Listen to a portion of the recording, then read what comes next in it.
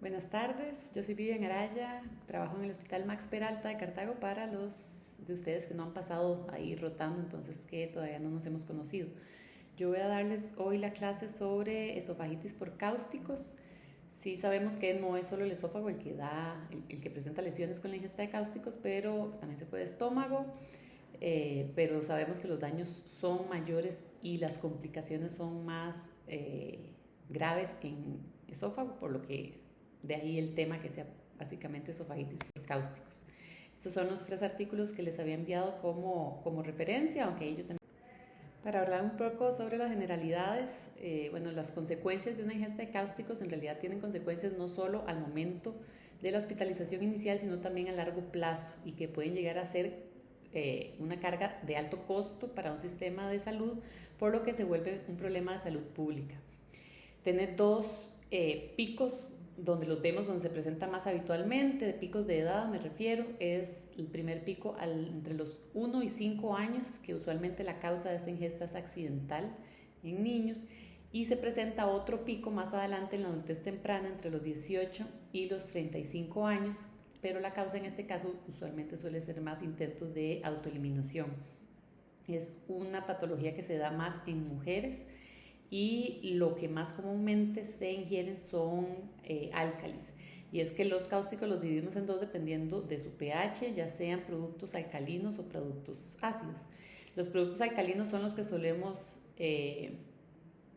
ver, bueno, tener cuando tenemos cloro de limpieza, desaturadores de tuberías, detergentes de ropa, jabón de lavaplatos. De hecho, decía uno de los artículos que estos pots de jabón, de detergente, son muy llamativos, como estas bolsitas llenas de jabón, que ahora es como para facilitar la lavada de ropa, son muy llamativos para los niños muy pequeños, y son cada vez que se utilizan más, cada vez son una fuente más común de esofagitis por cáusticos en niños. Mientras que los ácidos son más los limpiadores de inodoros, limpiadores de piscinas o agentes antirrumbres. La severidad de la lesión va a depender básicamente de la concentración de la sustancia ingerida, está diluida, no está diluida, el volumen ingerido, el tiempo de contacto con el tejido y el pH del agente. En cuanto a los álcalis, los productos alcalinos usualmente suelen ser productos incoloros que tienen poco sabor, no saben a mayor cosa, tienen mayor viscosidad y no tienen tanto olor. Por lo tanto, suelen ser productos que se ingieren en un volumen mayor. Cuando se ingieren los álcalis, lo que sucede es que sucede una reacción con proteínas y grasas. Esto, por lo tanto, da una formación de proteinasas y jabones. Esto crea una necrosis licuefactiva que hace que la penetración del daño sea más profunda, dando un mayor riesgo de lesión transmural. Mientras que, por el contrario, con los ácidos tienen un olor más intenso, tienen un sabor desagradable, por lo que el volumen ingerido suele ser menor, se tragan rápidamente y lo que hace es una formación de proteínas ácidas. Esta formación de proteínas ácidas hace una necrosis coagulativa y este coágulo que se forma se sabe que previene un poco que el agente corrosivo penetre transmuralmente. Entonces es menor la posibilidad de que el daño sea transmural. Esto es algo sí muy teórico porque a la hora de examinar pues podemos ver daño transmural obviamente también con ácidos. E incluso si un ácido extremo con un pH menor a 2, de fijo vamos a tener una lesión transmural. Antes se decía que los álcalis al tener mayor tensión superficial permitía un contacto más prolongado con esófago y que cuando llegaban a estómago se neutralizaban. Entonces antes se pensaba que los álcalis daban más daño esofágico y menos daño gástrico.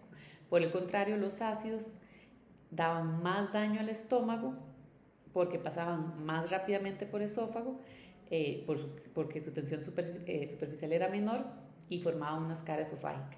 Esto ustedes puede que todavía lo lean si llegan a leer más artículos sobre ingesta de cáusticos, pero ya se ha visto que no es así. Tanto álcalis como ácidos pueden dar tanto daño con esófago como en estómago. El daño en la mucosa se da de segundos a minutos posterior a la ingestión. Y el daño esofágico lo vamos a ver dividido en tres fases. Primero, una fase aguda donde se dan las necrosis, estas formaciones que estábamos viendo previamente, donde se da la necrosis y una trombosis microvascular. Esto lo vemos desde los primeros minutos y se extiende desde el primero hasta el cuarto día post-ingesta.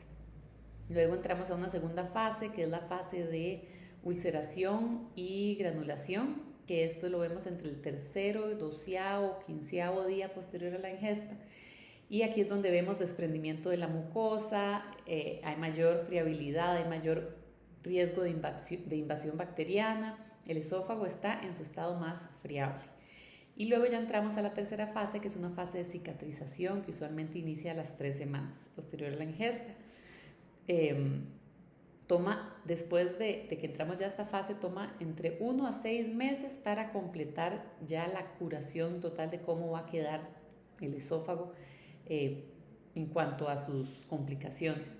Cualquier intención de cirugía, ya vamos a hablar más adelante de las complicaciones, y cuando ya hay estenosis refractaria, sí siempre se debería de esperar al menos después de los 6 meses para ya pensar en una cirugía compleja cuando ya estamos tratando complicaciones, como para ya estar en el estado máximo de cicatrización. La gastroscopía, por lo tanto, entre estas 3 fases no se recomienda en esta segunda fase.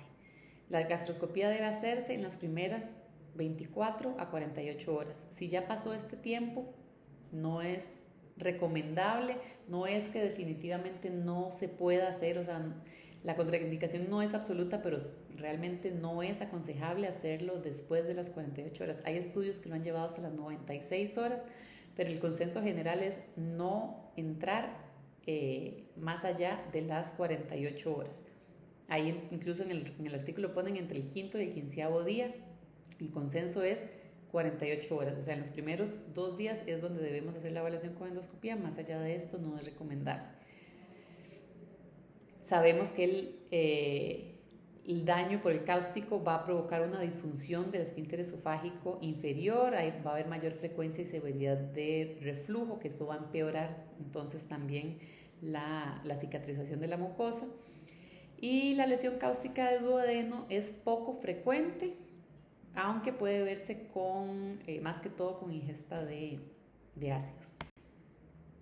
¿Cómo es que se va a presentar el paciente? Entonces, las manifestaciones clínicas van a depender desde un paciente que llega asintomático, usualmente cuando son bajas ingestas, menores a 90 mililitros, hasta que un paciente que presente odinofagia, disfagia, dolor epigástrico, dolor retroesternal, incluso ya hematemesis, estridor o disnea cuando hay compromiso de vías respiratorias.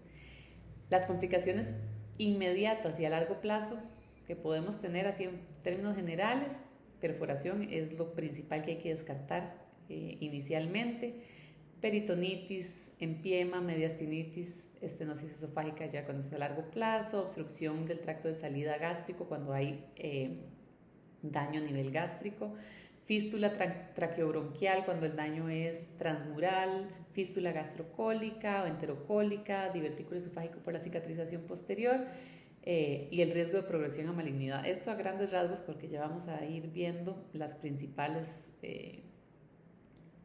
complicaciones.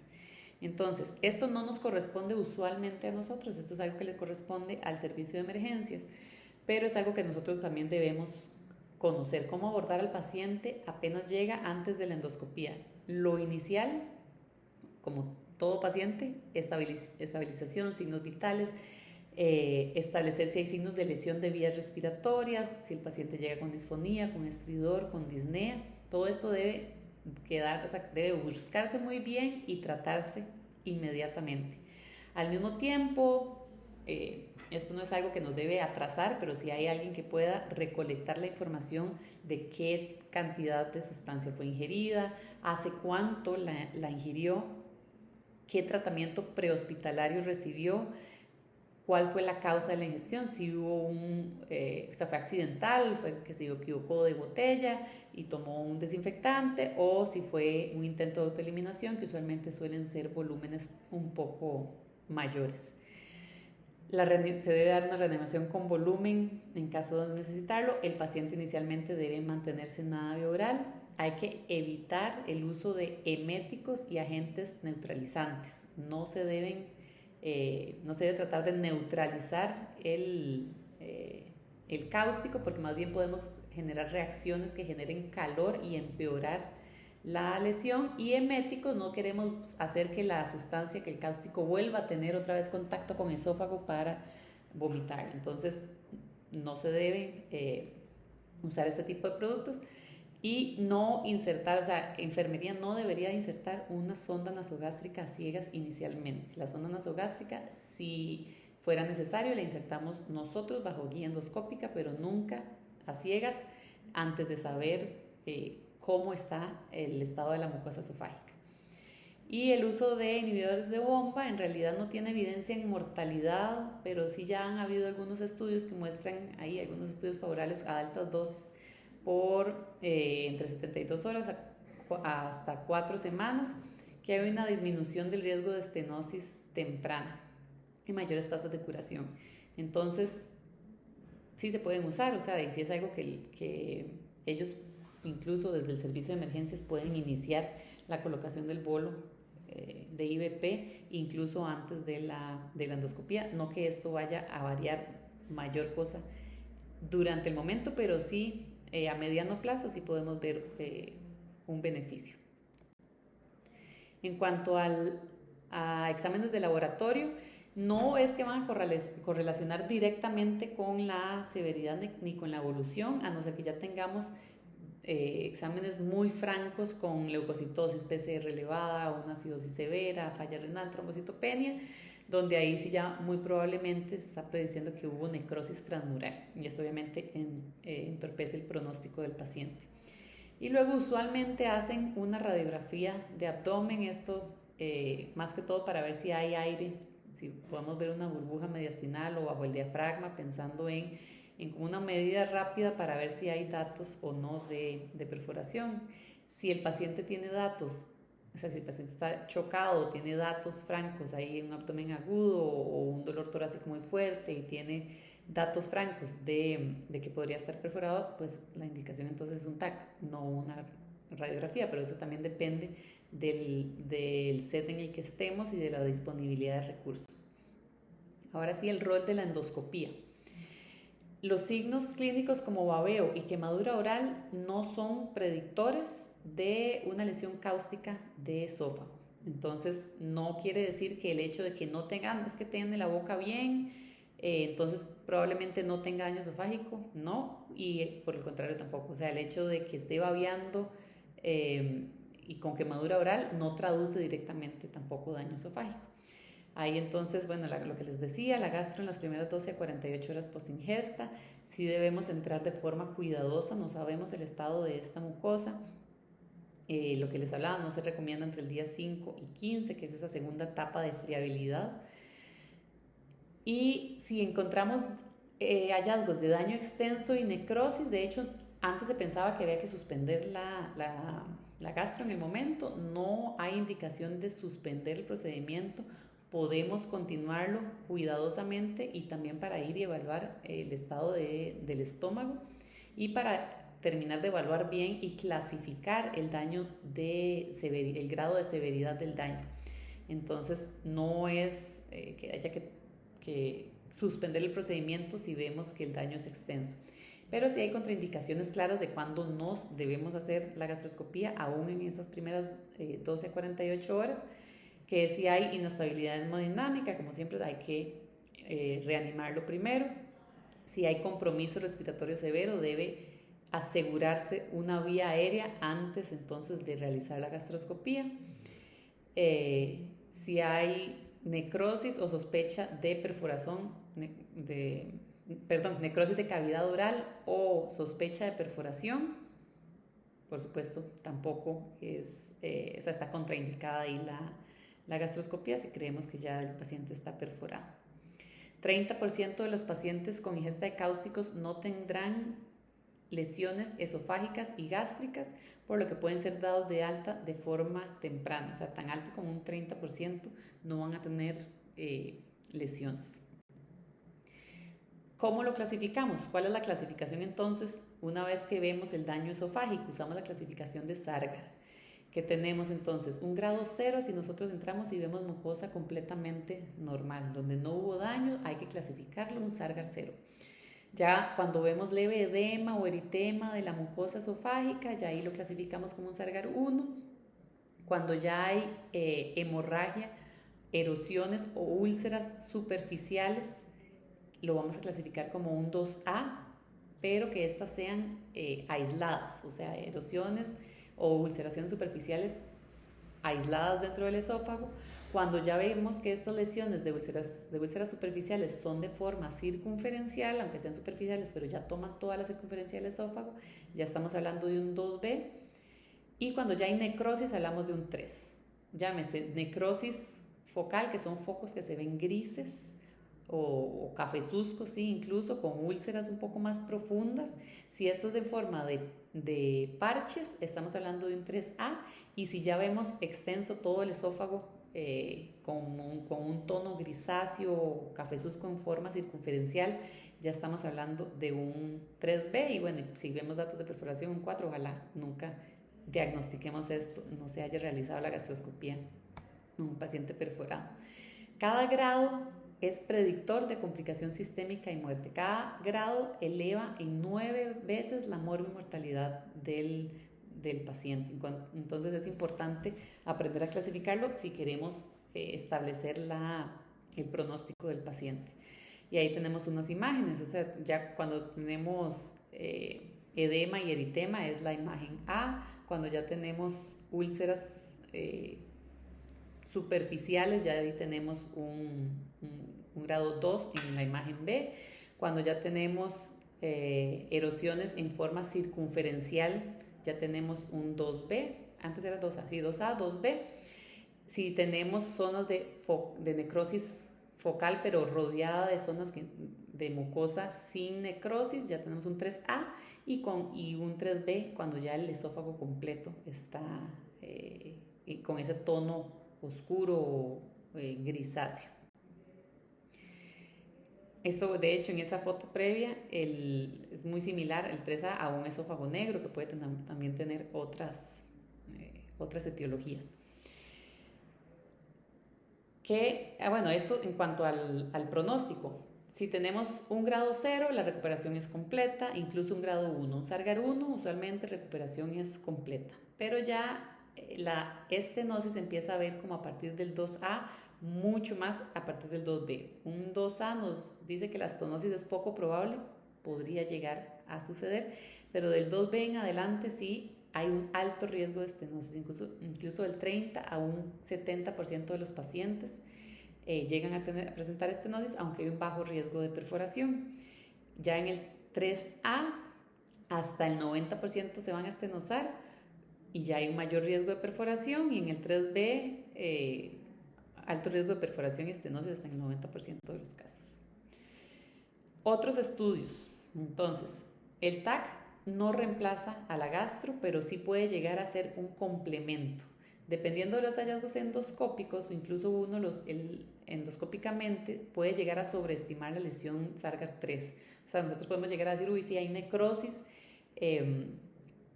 lo sobreestimamos, lo percibimos mucho más de lo que en realidad tal vez hay. Tal vez no había necrosis como tal y nosotros sí lo percibimos de esta forma.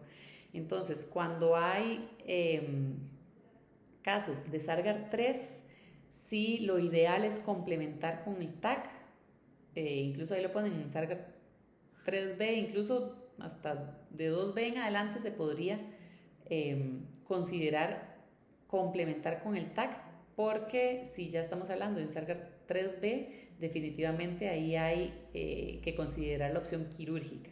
Y sí, pues para estar seguros que vamos a embarcarnos en una cirugía tan grande como es una esofagectomía, mejor sí estar seguros con un TAC. Los artículos hablan de la clasificación de Bruci, aunque nosotros en el país en realidad no tenemos una clasificación que se use de forma sistemática para describir la lesión por cáusticos. Nosotros podemos solicitarle al radiólogo, si queremos que la utilice, podemos solicitarle que utilice la clasificación de Bruci, aunque esto es algo más también decisión de los cirujanos. pero no existe en realidad una clasificación estandarizada que tengamos para describir la lesión por cáusticos. En la resonancia en realidad no distingue capas de la pared esofágica, no es superior al TAC. Y bueno, esta es la clasificación de Bruce, y que ahí la pueden tener por si quieren leerla o si la llegaran incluso a necesitar, si algún radiólogo se las llega a reportar. El ultrasonido endoscópico sabemos que obviamente es excelente a la hora de evaluar la pared esofágica, tiene entonces algunas ventajas sobre la gastro y el TAC, porque si llegamos a tener lesión incluso de la muscular propia, es un signo confiable de que muy probablemente tengamos formación de estrechez y es un marcador de menor respuesta a dilatación con balón. Pero sin embargo esto es algo meramente informativo, no es algo indispensable solicitar un ultrasonido endoscópico en estos pacientes. El manejo, ¿qué debemos recomendar entonces? Porque nos van a solicitar muy probablemente a nosotros recomendaciones de qué hacer con estos pacientes. Ya lo que habíamos hablado antes, no usar agentes neutralizantes por la lesión por calor y destrucción química de los tejidos. La sonda nasogástrica no se debe colocar, a veces quieren colocarla para hacer lavado gástrico, no se debe colocar de forma a ciegas. Es aceptable posteriormente como vía de alimentación o como stent para mantener el lumen esofágico. Entonces nosotros podemos incluso hasta dejarla colocada. Si tenemos un Sargar 2B en adelante, podemos mejor dejar colocada ahí una sonda nasogástrica durante la gastroscopía. Uso de esteroides. Los estudios que se han hecho de uso de esteroides en cáusticos son en niños. De hecho, se usa el protocolo USTA, por el apellido de quien lo ideó, que es usar metilprednisolona, 1 gramo por 1.73 metros cuadrados por día por 3 días, más una semana de ceftriaxona y ranitidina. Esto se vio en niños, que reducía la tasa de estenosis y que disminuía el tiempo de requerimiento de nutrición parenteral sin aumentar los efectos adversos. Entonces, es probable que el uso de esteroides se beneficien en Sargar 3, básicamente, que presenten compromiso de vía aérea. Aunque no es posible extrapolar estos resultados realizados en población pediátrica, en realidad no es posible extrapolarlo a adultos, pero sí cuando hay ya lesión severa y más si hay compromiso pulmonar, se puede utilizar. Antibióticos no se recomiendan de manera sistémica. Básicamente, por consenso de expertos, los antibióticos están indicados en pacientes Sargar 3, en quienes requieran administración de esteroides por compromiso pulmonar aspirativo o en casos de perforación de esófago. Entonces, básicamente el consenso es, si va a usar esteroides, use antibióticos, pero ninguno de los dos están indicados así de forma sistemática. Y de acuerdo al resultado de la endoscopía, entonces nosotros debemos indicar más o menos qué hacer. Sargar 1 o 2A. Bueno, el Sargar 1 sí es sumamente leve. Podemos observar y se puede avanzar la dieta ya en las siguientes 24 horas. 24 a 48 horas. Nosotros incluso con un Sargar 1 o 2A podemos decir, empiecen con líquidos claros y que avancen hasta una dieta normal en las siguientes 24 a 48 horas. Ya con un Sargar 2B sí debe monitorearse de forma cercana. Nosotros le colocamos la sonda nasogástrica bajo vía endoscópica y se mantiene de momento se mantiene nada vía oral en las siguientes 24 a 48 horas para ver la evolución del paciente. Y en Sargar 3, pues sí, definitivamente hay que observarlo y es algo que debe ser interconsultado a cirugía. Y en caso de que no requiera operarse, se vaya a mantener en observación, debe retrasarse el inicio de la alimentación incluso hasta una semana. Complicaciones tardías y el manejo. La estrechez esofágica es la principal complicación que vamos a tener. Hasta el 70% de los pacientes con Sargar 2B y 90% de los Sargar 3 van a desarrollar una estrechez. El pico de la estrechez es a la semana 8 posingesta, pero esto inició incluso desde la semana 3. Entonces, en Sargar 2B en adelante, el paciente debería tener un trago de bario a las 2 a 3 semanas post ingesta. Tenemos que trabajar de forma temprana porque el momento de inicio de la terapia es crucial. Hay que empezar a dilatar de forma temprana. Si el paciente no puede ingerir por boca, incluso desde el inicio, está indicada la yeyenostomía quirúrgica porque un adecuado soporte nutricional es fundamental. Si vemos formación de estenosis, está indicada entonces la dilatación, ya sea con buggies, con dilatadores de Savary o con balón. El dilatador de Savary es más apropiado para estenosis tortuosas, anguladas o extensas, aunque sabemos que son pocos ya los centros que cuentan con dilatadores de Savary, pero se puede usar perfectamente los dilatadores de balón. Respetar la regla de los 3, o sea, nunca dilate con más de 3 dilatadores con un diámetro creciente progresivamente. Esto no ha sido comprobado por nadie, no se han hecho estudios, pero esto es algo que se ha mantenido el consenso por los años. Nunca dilatar con más de 3 dilatadores con diámetro creciente. O sea, estoy dilatando con uno de 8 milímetros en una sesión, pásenme el de 9 milímetros, pásenme el de 10 milímetros y no más. Nunca aumentar más de 3. Y la frecuencia de la dilatación debe ser cada 3 a 4 semanas, máximo 4 semanas. El objetivo es el alivio de los síntomas de disfagia y mantener un diámetro luminal de 14 milímetros. Estos 14 milímetros son nuestro objetivo en esta y en cualquier dilatación que estemos haciendo, también dilataciones por enfermedad acidopéptica, siempre 14 milímetros será nuestro diámetro objetivo. Cuando ya hablamos de estenosis refractarias, la estenosis que no se pudo dilatar a 14 milímetros después de 5 sesiones realizadas a intervalos incluso de 2 semanas, se hablaba antes de cada 3 a 4 semanas, pero si vemos que no está funcionando hay que disminuirlo a cada 2 semanas y si sí se logró ese diámetro de 14 milímetros, pero no se logra mantener, o sea, se vuelve a estenosar después de 4 semanas. Esto se define como estenosis refractarias. Aquí se puede entonces intentar con triamcinolona, con infiltración de triamcinolona intralesional, utilizando 1 mililitro, se diluye 1 mililitro en 1 mililitro de solución salina y se colocan 0.5 por cuadrante para que ya sean entonces los 2 mililitros totales de la dilución. Con posterior dilatación semanal por 5 semanas. Bueno, otra cosa que no puse ahí, pero que también se puede utilizar es el cuchillo. Nosotros podemos hacer cortes también en diferentes ejes para ayudarnos en estenosis refractarias. El uso de stents, la recurrencia postdilatación suele ser hasta de 30 o 40% y hasta un 10% suelen ser refractarios. Entonces, una opción alterna es el uso de stents, ya sean stents metálicos autoexpandibles, los stents plásticos o los biodegradables, que creo que no tenemos disponibles.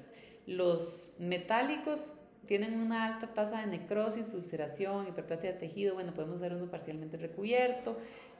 Al final de cuentas, no hay una recomendación específica. Se pueden utilizar los stents, pero debe ser individualizado ya en casos de estenosis refractarias. Siempre lo primero que vamos a intentar es dilatación con balón o, Savary si tenemos la opción. Y complicaciones tardías, el carcinoma, cáncer de esófago. Es por inflamación crónica, también por trauma, por dilataciones a repetición.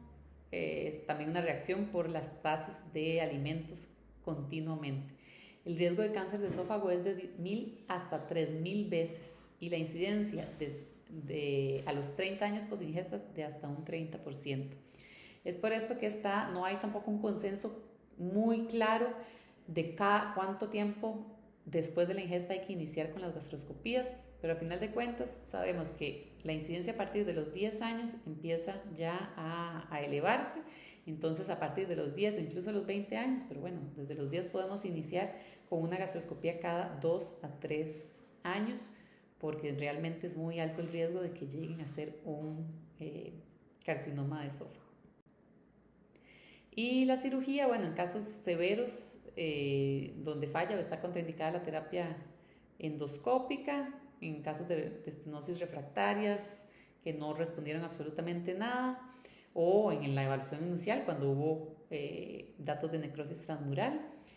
Hay diferentes abordajes quirúrgicos que se pueden hacer, pero eso es algo que pues no nos corresponde, pero sí es algo que tienen que saber cuando se encuentren, porque de vez en cuando ahí llegan ciertos pacientes que tuvieron ya de cáusticos en algún momento de la vida y llegan y tuvieron un ascenso gástrico y uno de repente entra y no hay esófago, entra directamente a estómago, y menos frecuentes, pero que sí una vez recuerdo haber ya visto uno donde hubo una transposición colónica, entonces se entra y en realidad lo que hay es colon sustituyendo el esófago.